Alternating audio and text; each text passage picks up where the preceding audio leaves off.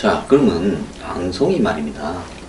노조들이 지금 장악을 하려고 그런다. 그리고 노조들은 뭐 자연스럽게 좌파적 속성을 지니고 있지 않습니까? 방송계가 제가 알기로는 60년대, 70년대까지만 해도 그러지 않았는데 80년대 한국 사회에 이제 그 이 운동권 영향을 갖다가 점차적으로 이렇게 받게 되면서 그렇게 된 겁니까? 안 그러면 옛날에도 그랬습니까? 옛날에는 그러니까 80년 신군부가 들어왔을 때는 노조라는 게 없었죠. 근데 이제 이게 6.29 선언 직후에 노조가 생기고 이게 시작한 거죠. 60, 70년대는 어떻습니까, 방송계? 그때는 심하게 얘기하면 정부의 홍보 수단이었죠. 그때는요? 정부에서 먼저 정부 정책이 있으면은 그걸 카페트를 깔아줘야지 정부 정책이 잘 되는 거니까 미리 정부의 홍보하는 매체로서 공영방송이 61년에 KBS가 시작을 했다 그러지만 사실상 그때는 국가 홍보 정책 홍보하는 방송이었고 민주화 시대가 되면서 6.29 선언 이후에 노조가 생기고 노조가 생기면서 노조라는 게 건전하게 발전했으면 좋은데 정치 성향을 띠고 그러니까 사실상 새로 들어온 사장이 들어오기 전에 노조에 들어오고 미리 만나서 자리도 주고 어떤 그 협조를 구한 다음에 들어와요. 그 사장뿐만 아니라 이사도 그러고 이사도 그러고 다 그렇잖아요. 특히 그 사장이 그러죠. 그러니까 못 들어가서 지가 뭘 하겠어요. 멱살 잡히고 들어가니까. 그러면 DJ 노무현 정권 시대나 요즘 같은 어떤 문재인 정권 시대에는 방송에 그 사장을 정권에서 임명하면 노조하고 별로 컬러가 다르지 않으니까. 그런데요. 예를 들어서 이제 노무현 정권 때 KBS 경우에 이제 정현우 사장이 들어왔는데 그때는 이제 노조가 두 개가 있었는데 한쪽은 이제 언노련에 가입한 아주 정치 성향이 짙은 노조고 한쪽은 조금 큰 데인데 얘네들은 정치 성향이 딱히 언노련이라는 어떤 큰 기구에 속해 있는 게 아닌데 부패한 노조예요. 그러니까 노조가 보수라고 말할 수는 없죠. 노조는 노조니까. 근데 이제 언노련에 가입한 노조하고는 다르게 들어오기 전에 뒷거래를 해가지고 지들 자리 많이 따먹고. 그 KBS는 그런. 기득권 노조고 하나는 또. 여권이라고 말할 수는 없어요. 그거는 여권이라고 기득권 노조죠. 조금 더 크고 그리고 거기서 뛰쳐나온 노조는 이제 언노련에 가입하니까 그냥 철저히 정치 성향, 야권 성향을 띈 거고 그리고 또 하나는 간부들 노조라고 그래서 보수 성향을 띠는데 그건 몇 명이 되지 않으니까 그냥 성명이나 발표. 근데 MBC는 어떻게 되냐면 MBC는 이제 크게 보면은 두 개의 노조죠. 거기는 이제 원래 있던 그 정치 성향의 언노련에 가입한 노조가 있고 또 이명박 정부 때 김재철 사장이 골치 아픈 프로그램 하는 강성 친구 몇몇을 기자피들을 아주 잘라버립니다. 퇴사를 시키고 경력사원을 뽑았어요. 그러니까 장난이 아니죠. 이건 지 밥그릇이 날아간 거니까. 그러니까 경력사원을 뽑으니까 이 사람들 들어와가지고 한두 명이 아니니까 자기네들이 노조를 또 형성했어요. 그러니까 이 사람들은 자기네들이 살기 위해서 경력사원으로 나중에 들어온 사람들은 이 사람 자기네들이 살기 위해서 정치권 노조고 대립적인 관계가 된 거예요. 야당 성향의 노조. 그러니까 MBC가 그나마 요즘에 어떤 보수 쪽에서부터 균형을 맞춘 뉴스가 나오는 배경이 그런 겁니다. 근데 이제 지금 이제 KBS 경우에는 이제 다 넘어갔구나. 정치가 넘어갔으니까 지금은 뭐냐면 말하자면 보수 성향이라기보다 원래 큰 노조까지도 야권 성향의 노조하고 힘을 합쳐서 이사들이고 사장이고 나가라 이렇게 하이에나 같이 나오는 거죠, 이놈들이. 그러니까 이렇게 노조가 1억 이상씩 연봉을 받는 노조가 놀이터로 생각하는 이 공영 낭비인 공영방송을 뭐하러 하느냐 이거예요. 근데 하나 좀 이해가 안 가는 거는 보통 노조라는 부분의 본질적인 목적은 이 노동자로서 자신의 어떤 생존적 가치를 지키기 위한 거지 노조가 이념적 가치를 지키기 위해서 만드는 건 아니잖아요. 그렇죠. 그런데 왜 이 방송계는 돈도 많이 받는데 이 노조가 있으면서 이런 어떤 이념적 가치를 지키는데 더 몰두하게 돼버렸냐. 월급으로 보면 한국의 최고 하이 클래스 월급을 받는 그런 근데 직장 아닙니까? 그거는 제가 설명을 할게요. 왜냐하면 이게 정치권에서 방송이 얼마나 중요하냐 그러고 정치권에서 영향력을 행사해가지고 이 사람들을 하나의 동지 개념으로 같이 간 겁니다. 그리고 출발은 언제냐면 DJ가 이제 2000년에 김정일이 하고 뭐 이렇게 6.15 선언하고 그 다음 행간과 같은 행가 박지원 문광부 장관이 또 언론인들 데리고 올라가가지고 상호 비방하지 말자 언론인들끼리 예. 그런 거 얘기했죠. 예. 난 그때 그거 웃긴다고 생각하는 게 북에 무슨 언론이 있습니까? 그거는 선전기관이지. 그걸 상호 비방하지 말자 이렇게 하고 내려오니까 이놈들은 그 뒤부터는 여기 언론연 애들은 다 완전히 그 상호 비방 저쪽은 안 하고 내부의 반대 세력만 공격하는 그런 색깔을 띠기 시작한 겁니다. 이게. 근데 지금 이런 언론의 뿌리로 보면 한때 이제 그 뭡니까 전두환 대통령 때 해직된 기자들이 예. 이 민원연을 그 뭡니까 민주화 언론협의회입니까? 그렇죠. 그걸 만들어서 예, 오랫동안 제야단체처럼 활동을 해오면서 나중에 이제 이 민주화되면서 그 사람들 일부는 복직하기도 하고 또 언론 운동을 단체를 계속 이끌기도 하고 다른 언론사 사장도 가기도 하고 이러면서 이제 그 뿌리가 이 80년대 90년대 이제 2000년대 넘어오면서 점점 더 스며들어 버린 거 아닙니까? 그 사람들이 뿌리가 된 거예요. 이게 민원연이 언론 노동조합의 어떤 모체가 된 겁니다. 예. 지금도 누구라고 얘기는 하지만 저하고 방송위원 같이 했던 어떤 여성 있잖아요.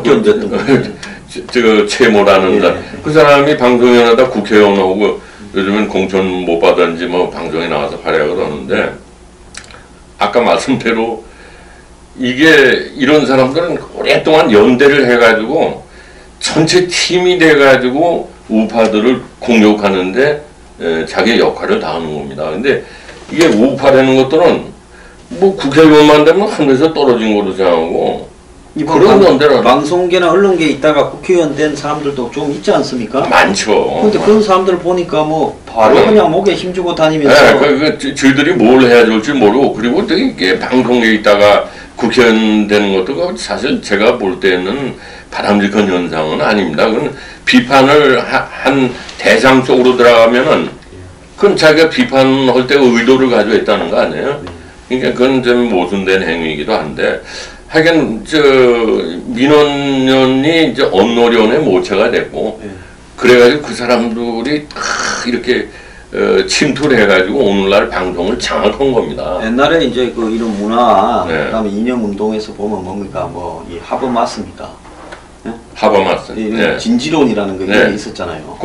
이제 그렇죠. 공공재 방송은 공공재다 이렇게 하버마스가 얘기했죠. 그러면 그 사람들은 예를 들어서 이 방송계라는 부분이 한마디로 이런 어떤 우리 사회나 국가의 이 선전선동의 도구지 않습니까? 사실상으로. 그렇죠. 옳건 그르건 간에. 그러면 과거에 이제 히틀러나 이 나치 같은 파시스트들이나 또 북한이나 이런 데서도 이 방송이나 신문보다도 방송이 최우선이죠. 맞습니다. 시각적인 게 청각적인 영상이나. 그러니까 이런 부분을 장악을 해서 그 사회의 어떤 이념적인 부분들을 이렇게 확보해가는 항상 이 첫 타켓이었잖아요. 그런데 이제 좌파들은 그런 이론들, 이 문화 이론에서 딱 나오는 거 아닙니까? 나오는 겁니다.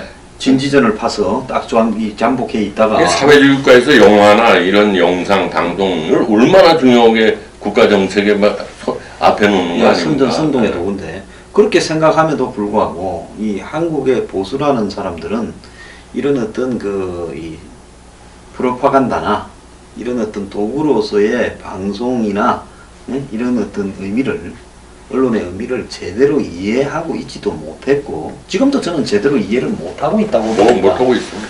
그러다 보니까 이제 이쪽이 오랫동안 처음에는 자신들이 뭐 정의감도 있었겠지요. 그러다가 이제 그 정의감에다가 나중에 손실 보상 욕구도 있었을 거고, 나중에는 기왕에 일에 오래 해왔으니까 끝을 한번 보자라는 오기도 있었을 거고, 그러다가 또 명분까지 이제 민주화라는 명분까지 들었으니까 거기에 동참하는 사람도 생기고, 나중에는 이게 이제 성공을 하게 되면서 권력이 되지 않습니까? 예. 적절한 보상도 되고요. 예. 그러니까 명분과 이 오기와 목적과 개인적 보상, 출세까지도 되니 이 부분으로 계속 가는 부분이 전혀 나쁠 게 아니다라는 생각을 하게 되지 않겠습니까? 예, 맞습니다. 그래서 이 보수 쪽은 자기네들이 정치권으로 나가는 하나의 발판으로만 이용을 했지. 개인적인 발판이고요. 이 보수를 위해서, 국가를 위해서 방송이 얼마나, 방송 말하자면 총입니다, 총.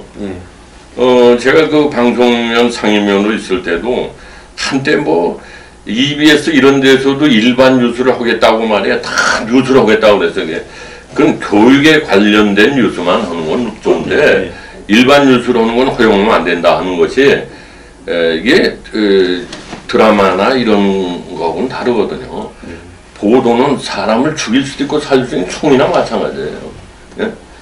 이거는 허가하면 안 된다 그러는데 뭐 이명박 정부 들어와가지고 종편을 그냥 마구 허가한 겁니다. 어? 그때 뭐 배경 얘기도 있죠. 뭐냐면 KBS나 MBC는 노조 좌파들 다 장악했으니까는 보수 신문한테 좀 방송을 허가해가지고 좀 이렇게 균형을 맞춰야 되겠다. 이런 단순한 생각을 했는데 그 당시에 그 뭐든지 이게 경영이 중요한 거 아닙니까? 방송에도. 근데 광고 시장을 볼 때 보통 광고 시장이 전체 GDP의 1%는 돼야 되는 거예요. 근데 우리는 그 당시에 그럼 한국 같으면 한 14조 정도 돼야 되겠네요. 네. 근데 그 당시에 최시중 위원장이 그걸 심사할 때는 0.73%밖에 안 됐어요. 우리 광고 시장의 커패시티가. 예. 그러니까 그래서 그때 그 전문가들 얘기하면 그런 상황에서 더군다나 뭐 네이버 같은 데서 막 방송 광고가 막 팽창하고 그 KBS나 MBC는 광고가 줄어들고 이런 상황에서 종편을 허가 내는 거는 한 개나 많아야 두 개지 그 이상 하면은 안 된다. 뭐 뺏어 먹을 게 없잖아요 시장에. 예. 근데 그거를 뭐 어떤 그 이데올로기 논리를 가지고 최시중 위원장이 야 이제 KBS, MBC 공중파는 다 좌파 노조의 손 안에 있으니까 이게 우파 들어오는데 기회를 주자. 그래야지 이게 균형이 맞지 않느냐. 그런 생각들을 했다고 그래요. 말은 그럴싸한데 네? 또 뭐 이해관계들도 예, 여러 가지 있지 않겠습니까? 근데 그런데 그래가지고 선거 때는 박근혜 대통령 선거 전에는 뭡니까 야당 그 당시 그 야당이지 이명박 정부에서 이제 박근혜 야당에서 종편에 그 참여를 안 했잖아요. 예, 안 나가겠다. 굉장히 비판을 했고 나가지도 않았어요. 2012년 대선에 박근혜 대통령이 당선되는데 종편들이 이제 어느 정도 기여했다고 볼 수도 있죠. 기여했다고 그렇게 이제 그리고 맞죠. 이제 저희들이 안 나간 걸 후회했다고 야당에서. 예. 그런데 이제 그 박근혜 정부하고 보수 언론이 사이가 나빠지면서 막 들어오면서 같이 비판을 하게 된 거예요. 야당도. 근데 이게 뭐냐면 언론이라는 게 경영이 중요하니까 광고를 유치하려고 그러면은 제일 싸게 먹히는 게 이제 그 시사 사람들 갖다 놓고 이렇게 얘기하는 거거든요. 뭐 드라마 같은 거 제작비가 제일 싸죠. 예능이나 드라마에 비해서 네. 월등하게 싸죠. 드라마나 예능 프로그램 돈이 많이 드는 게 그냥 계속 반복해서 확대 재생산한 거예요. 불러다 놓고. 그러니까 그 덕분에 제작비 덜 들이고 뭐 세상은 말이에요. 요새 그 한때 여자들이 드라마 모든 사람들이 전부 종편의 시사 프로그램으로 옮겨가고 그랬어요. 네, 한때 그랬죠. 예, 그러면서 공중파의 뉴스는 뭐 이제 경쟁력을 잃어가고. 예, 뭐 4, 5%까지. 예. 그러니까 이게 뭐냐면 먹고 살기 어려운 상황을 광고 시장 그런 데서 많이 허가를 내주다 보니까 서로 경쟁을 하다 보니까는 그 돈 안 들이고 따끈따끈하고 그 시청률을 올릴 수 있는 게 뭐냐? 전부 비판하는 거죠. 자, 그런데 예. 지금은 이제 정권 바뀌고 난 다음에 전부 이제 이 문비어천가를 부른다 이렇게 이야기를 하거든요. 박근혜 정부 들어섰을 때는 종편이 모르겠습니다. 주요 메이저 언론사들 다 종편을 가지고 있는 언론사들을 청와대에 처음에 등용을 안 했다. 이명박 정권 때는 언론사별로 한 명씩을 다 넣었지 않습니까? 네. 초반에 굉장히 비판적으로 갔죠. 막 낙마하고요. 그 SBS가 다 해먹었죠. 예, 그랬는데 이 정권 들어서는 별로 그런 걸 신경을 안 쓰는데도 언론이 다 종편들이 요즘 아예 그냥 비판을 두려워하고 안 합니다. 아예 해야 될 비판도요. 패널들도 쌍물이 바뀌었고 또 입장도 바뀌었고 자 이렇게 가는 거는 겁이 나서 그럴까요? 겁이 나서 그렇죠. 왜냐하면은 지금 제가 알기에는 그 TV 조선이 성적상으로는 저게 제어가를 못 받게 성적이 나왔는데 1년 유예했다. 근데 어떻게 로비를 했는지 뭐지 뭐 다시 유지하는 걸로 됐다는 얘기가 들리는데 그러나 지금 정권이 마음 먹으면 종편은 그거는 제허가를 안 내줄 수가 있어요. 예. 예? 이게 그걸 두려운 거죠. 그러나 이제 언론이라는 게 그렇게 그 문 닫는 것보다 더 중요한 게 언론으로서 역할을 제대로 해야죠. 예? 그러니까 이게 잘못된 거죠. 그러니까 그리고 옛날에 그 노무현 정부 때도 그 제가 방송위원 할 때도 SBS를 대주주를 바꾸려는 시도를 했어요. 아 그렇죠. 그래서 SBS 허가가 안 된 것도 뭐 많았잖아요. 예, 그 마지막까지 그럴 때 우리도 방송위원으로서 그렇게 하면 너희들 말이야 정권에 타격을 준다. 외부에도 이 방송에 대한 허가제라는 건 명목상 있지 실제로 그걸 재허가를 안 내준 사례는 없다. 방송은 이 전파라는 게 국가의 재산이기도 하지만 방송 나가는 그 공공성은 국민들과 함께 가는 건데 너희들이 그 색깔이 안 맞다고 폐지해버리면 너희들도 다친다. 그런 압력을 넣어서 이제 그 대주주가 그냥 유지가 된 거예요. 바꾸려고 그랬었어요. 예, 저도 기억이 납니다. 그런데 지금 종편과 공중파의 구분이 거의 없어져 버리면서 거의 뭐 종편에서도 드라마하고 예능하고 뭐 다 하잖아요. 자 이렇게 되면서 전파는 굉장히 늘어났고 또 종편 말고도 뭐 각 케이블 채널이나 IPTV나 뭐 스카이라이프로 해서 다양한 형태의 뭐 수백 가지 방송들이 생겨났는데요. 이렇게 되면서 오히려 방송의 자율성이 강화되고 독자성이 확보돼야 되는데 오히려 그 이 뉴스나 보도 기능과 관련해서는 방송들이 더욱더 독자성이나 이런 게 없어져 가는 것 같아요. 옛날에 땡전 뉴스와 요즘에 그 종편의 어떤 보도하는 어떤 방식의 태도와 사이에 굉장히 저는 좀 이게 지금 오히려 또 후퇴하고 퇴행적인 모습도 있는 게 아니냐. 지금 박근혜 전 대통령도 후보 시절에 2012년이죠. 예. 그때 그 방송사 매치소 예. 연대를 해가지고 파업을 했어요. KBS, 예. MBC, YTN, 뭐 EBS 뭐 이런 연대가지고 파업을 하니까 후보 입장에서 이거 왜 그런가 하고 들여다보니까 방송법이 참 불합리하고 문제가 있거든요. 예. 그래서 방송법을 바꾸겠다고 공약을 했습니다. 박근혜 후보가. 바꾸긴 뭘 바꿔요? 그러니까 아까 소장님 말씀대로 이거는 어떤 당리당략을 떠나서 국가적인 차원에서 방송법을 바꾸는 시도를 했어야 되는데 그런 개혁을 안 한 겁니다. 그게 지금 이제 또 우리가 예를 들자면 이게 방송계가 지금 누더기 거치된 거예요. 생각을 해보세요. 제가 방송을 총이라고 그랬잖아요. 보도를 방송의 보도. 근데 지금 서울시에서도 낙검수하는 뭐 TBS 교통방송 해가지고 교통방송이라고 해서 서울시장이 광역단체 지방정부에서 방송을 가지고 중앙정부하고 지난번 박근혜 정부 때 서로 다른 견해를 가지고 싸우는 거예요. 총질하고. 예, 거기에 뭐 다 뉴스 프로들을 하고 있죠. 그러니까 이런 거가 잘못된 겁니다. 방송의 기능 중에 제일 중요한 건 이 사회 통합이거든요. 예? 더군다나 우리나라 같이 분단된 상황에서. 근데 서로 총질하면 남는 게 뭐가 있겠어요. 그리고 또 교통방송도 그렇지만은 그 정책방송이다, 뭐 국회방송이다, 뭐 시민방송이다. 이런 것들이 국고가 몇백억씩 나갑니다. 근데 보지도 않아요. 사람들이 보지 시청률도 형편없어요. 그러니까 지금 어느 시대인데 정책 방송을 합니까? 그렇게 그 일방적인 메시지를 보내가지고는 보지당 이저 정책 방송은 시청률이 형편없어요. 그래도 몇백억 지원하고 국회 방송 저것도 없어져야 돼요. 국회의원 잘못된 거 비판하는 거 거기서 보셨어요?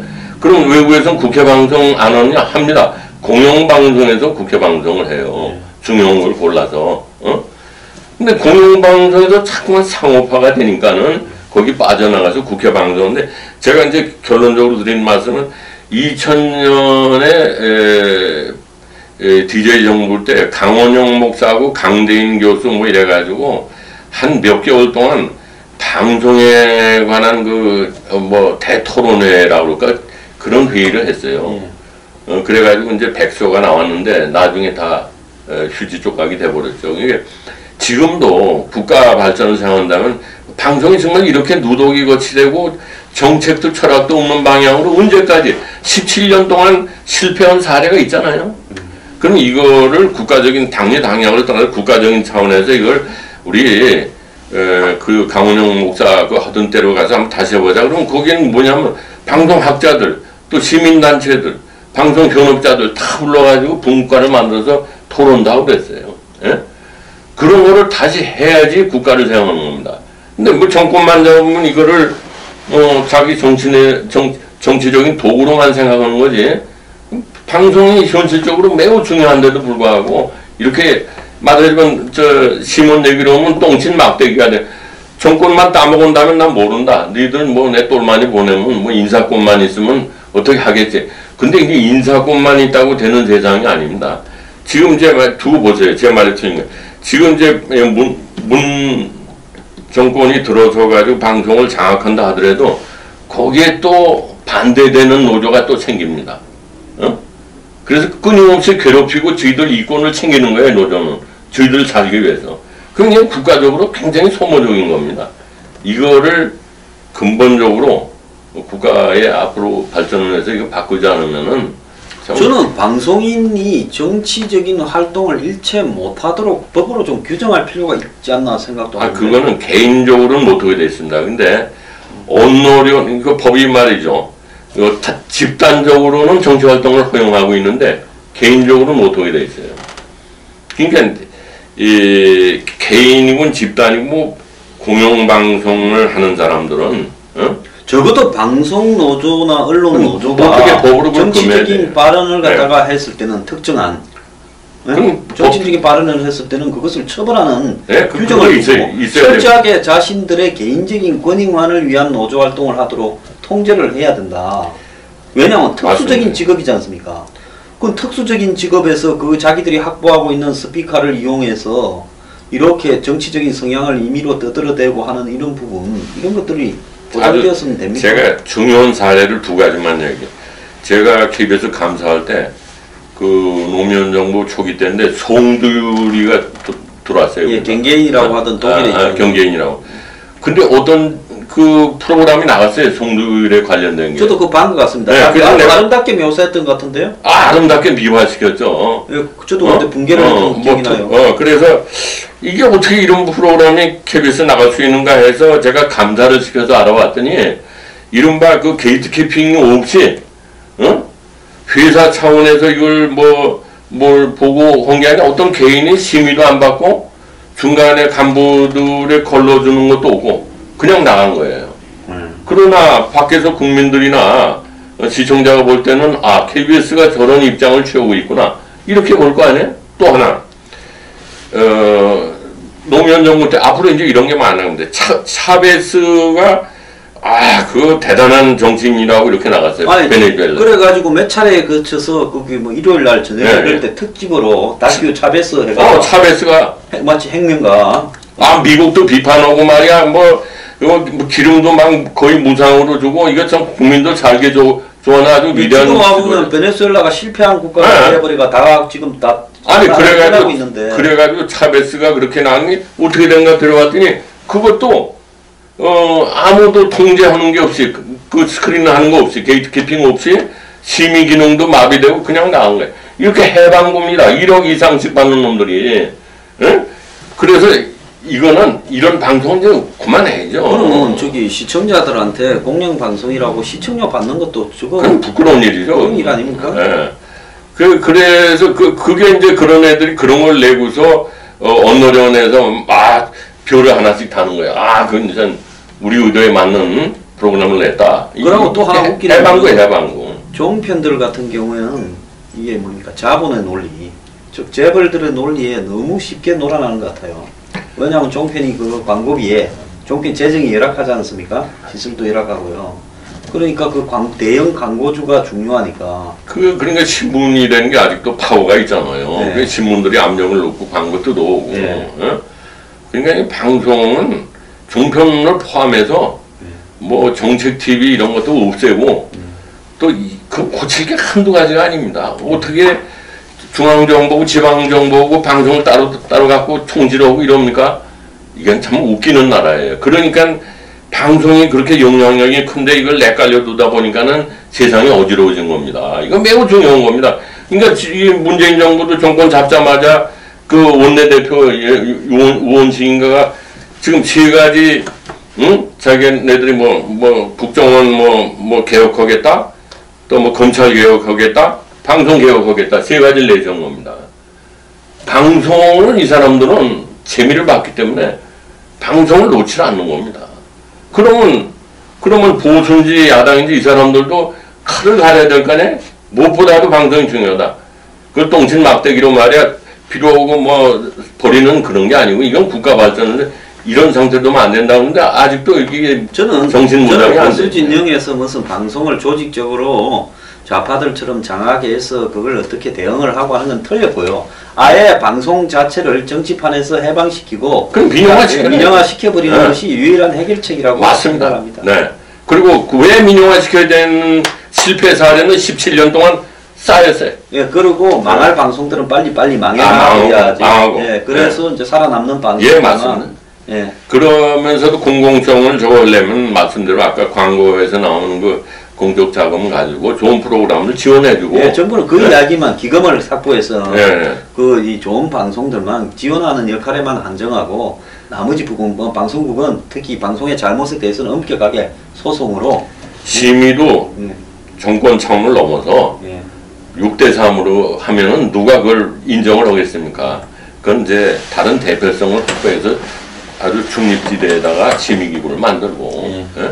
그리고 나머지 방송이 잘못했을 때는 자체적으로 그럼요. 책임지고 보상하도록 하게 하고 네. 그리고 나머지 어떤 방송 관련 지저분한 기구들은 뭐 방송 무슨 뭐 심의위원회도 있잖아요. 통신심의위원회, 방송위원회 이런 거 다 없애버려야 돼요. 그래서 이제 독임기구라고 이제 방송통신위원회가 나왔는데 이건 실패한 거라는 건 다 알아야 아는 사람. 왜냐하면 지금 방송관계도 세 쪽으로 나누어진 겁니다. 방송통신위원회, 뭐 미래창조, 또 그다음에 문화, 체육 뭐 이게 세 군데로 쪼개져 있는 거예요. 그러니까 이거를 방통을 없애가지고 방송 담당하는 정부부처로 하나로 모아서 방송에 대한 국가의 산업적인 측면이나 문화적인 거는 정부에서 어떤 정부든 국가에서 해야 되는 거예요. 그러나 정부에 대한 정치 권력도 비판해야 되는 그 공공성에 대해서는 정부가 지금같이 하면 말이 안 되죠. 방송통신위원회에서 이사들을 갖다 이렇게 지명하는 그 통로가 되고 있거든요. 별 장난 다 할 수 있는 거예요.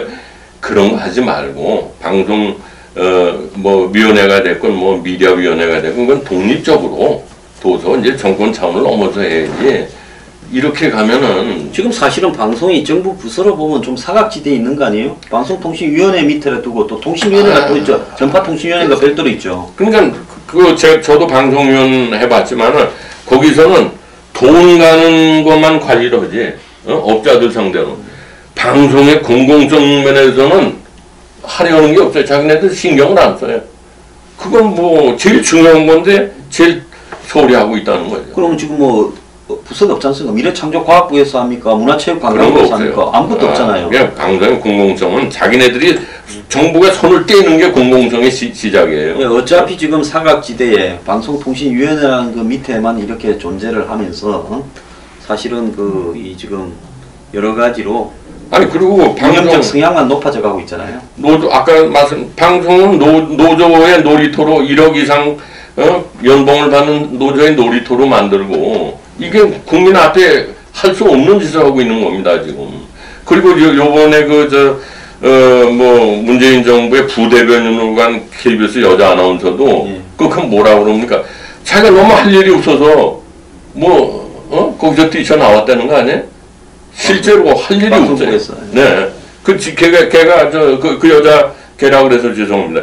그 여자 아나운서가 KBS를 나오면서 난 이렇게 젊은 시절을 보낼 수 없다. 그래서 나온 거예요. 하는 일이 없어요. 1억씩 받으면서.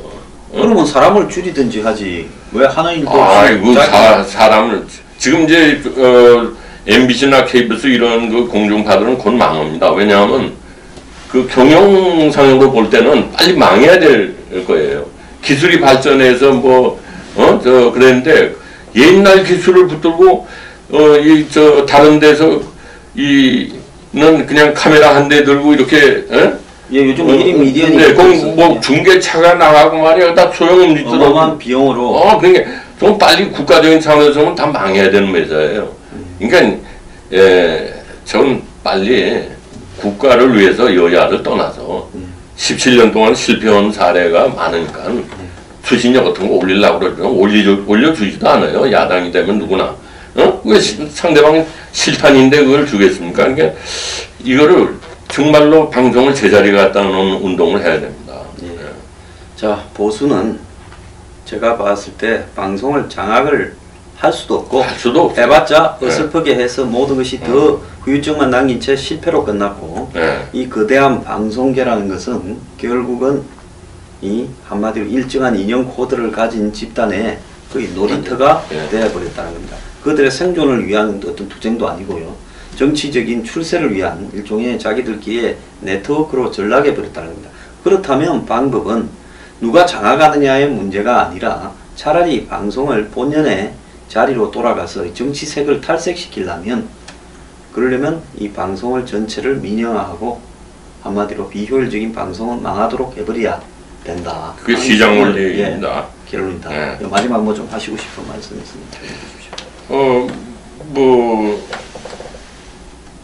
소장님은 상당히 제가 그 정도 존경해보는 것이 보수지만 개혁적인 보수를 주장하셨기 때문에 이 방송도 그런 차원에서 명분 있는 개혁을 해야 됩니다. 명분 있는 개혁은 이제는 그건 누가 장악하느냐 이런 그 논리가 아니고 이제 뭐 보수라는 게 여태까지 해온 거나 앞으로도 하고 보면 이걸 이 싸움에서 이길 수가 없어요. 그러니까 이걸 시장한테 맡기는 겁니다. 그것이 대안이라고 생각해요. 예, 오늘 좋은 말씀 감사합니다. 이런 이야기 아마 들어보시지 못했을 건데요. 상황이 생각보다 굉장히 뿌리가 깊고 아주 거의 뭐 수술로 해결될 상황이 아니기 때문에 이제는 전체적인 틀을 바꿔야 될 때가 됐다. 아마 이 정권은 그러지 않을 거고요. 다음에 보수가 집권한다 하면 그때 대비해서 이제는 모든 것을 시장에 맡겨버리는 상황으로 가야 된다. 그것이 오늘 결론입니다. 감사합니다.